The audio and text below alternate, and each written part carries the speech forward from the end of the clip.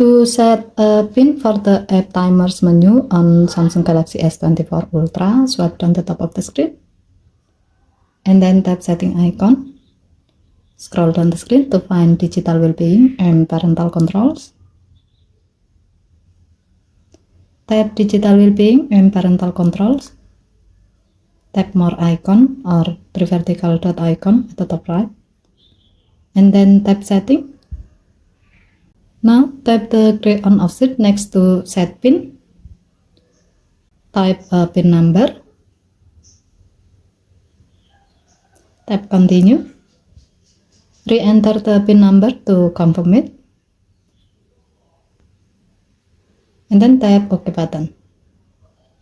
Here you are asked to set security question in case you forgot the pin.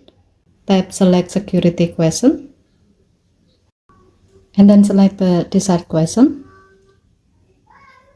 Next, type the answer. Make sure that the answer is something only you know. Tap save button. With the setting, now you have to enter the pin number each time you want to edit, delete or add time to app timers. Okay, thank you for watching. Please help to like and subscribe.